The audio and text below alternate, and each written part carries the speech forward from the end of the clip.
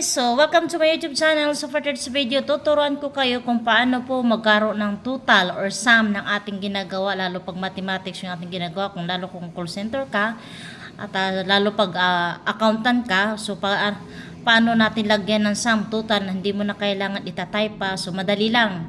So for today's video, yun po ang aking ituturo. So bago ka po sa aking YouTube channel, huwag mong kalimutan na subscribe ka at hit mo na rin po ang notification bell para updated ka sa aking mga video, okay? Ngayon, nandito na tayo sa ating screen, sa ating computer, window, tapos pindutin natin ating Excel. Ayan. Tapos pag nandito ka na, pindutin mo yung new blank workbook. Tapos sa pindot mo na yan, dito na tayo gagawa ng ibang numbers. Like for example, numbers ay 1, 2, 3. Basta pataas pa baba. 1, 1, 12.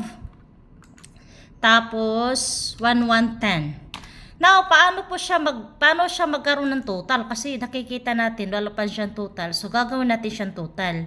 So, nakita nyo dyan may space yan. So, dito natin siya lalagyan ng total.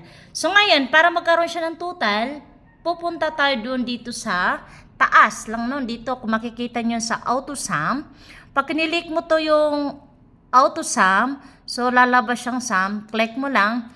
Tapos, dahil yan, wag mo na siyang pindutin. Kapag nakaganyan yan, ang gagawin mo, punta ka ngayon sa enter. Ayan. Pag pinindot mo yung enter, eto na lumabas. Eto na yung total sum. Okay? So, I hope meron ka natutunan sa video. Thank you for watching!